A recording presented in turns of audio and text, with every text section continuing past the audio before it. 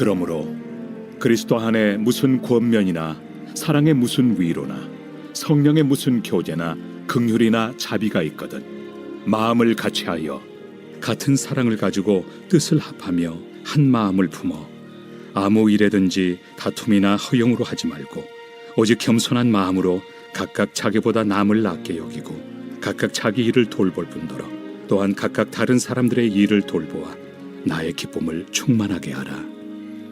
너희 안에 이 마음을 품으라.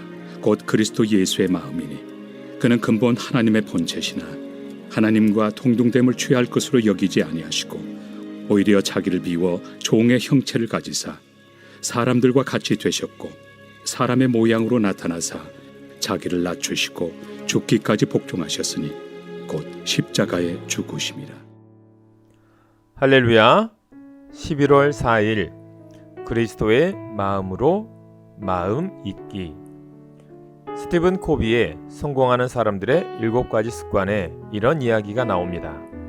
조용한 지하철 객실에서 두 아이가 시끄럽게 떠들고 장난을 쳤습니다. 아이들 곁에는 아버지가 앉아 있었는데 그는 아이들이 떠들어도 아무 제재를 하지 않았습니다. 결국 짜증을 참지 못한 아주머니가 한마디 했습니다. 조용히 좀 시켜주세요. 같은 칸에 있던 사람들 모두 속이 후련해 보였습니다. 아, 이런, 정말 죄송합니다. 이런 줄 몰랐네요. 아이들 아버지가 말을 이어갔습니다. 방금 병원에서 나오는 길인데 아이들 엄마가 죽었습니다. 저도 아이들도 어찌할 줄을 모르겠네요. 소란스럽게 해서 정말 죄송합니다. 순간 객실 안에 있던 사람들 사이에 정막이 흘렀습니다. 조금 전까지 짜증스러웠던 아이들이 불쌍해 보였고 아이들을 비난했던 자신들이 오히려 부끄러웠습니다.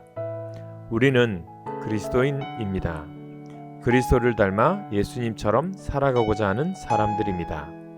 사도 바울은 빌립보 교회 성도들이 그리스도인답게 살아가기를 바라며 그 모습이 어떠해야 하는지를 가르쳐 줍니다. 첫째, 그리스도인으로서 마음을 같이하여 같은 사랑을 가지고 뜻을 합하여 한 마음을 품으라고 합니다. 사도행전 2장에서 보듯 마가의 다락방에 임한 성령을 통하여 모든 믿는 자들이 한 마음, 한 뜻이 되었을 때 교회에 놀라운 능력이 나타났습니다. 그리스도인은 성령으로 같은 마음, 같은 뜻을 가진 사람들입니다. 그런 이들이 함께하면 하나님의 역사를 이룰 수 있습니다. 둘째, 그리스도인은 그리스도의 마음을 품어야 합니다. 사도 바울이 소개하는 그리스도의 마음은 스스로를 낮추는 것이요 부당한 대우를 받을지라도 그것을 감수하고 능히 기뻐하며 즐거워하는 것입니다. 그리스도의 마음은 모든 것을 버리는 것입니다.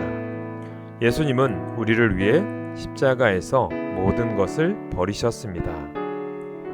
그리스도인의 삶은 예수님을 드러내는 삶, 예수님을 보여주는 삶입니다. 그리스도의 마음으로 가정과 사회, 직장을 섬깁시다. 우리가 품은 그리스도에 믿지 않는 이들의 마음과 마음에 이어져서 세상을 변화시키는 참된 크리스찬의 삶을 살아가는 우리 모두가 되셔서 이 세상을 아름답게 바꿔가는 주님의 사람 되시기를 간절히 축복합니다.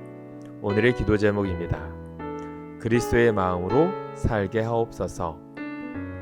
예수님의 제자로서 세상의 빛과 소금의 역할을 감당케 하옵소서.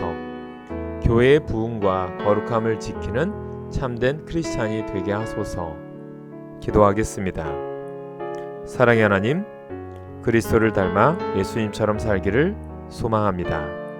그리스도의 마음을 품어 마음과 마음을 이어주는 주님의 증인된 삶을 살기 원합니다.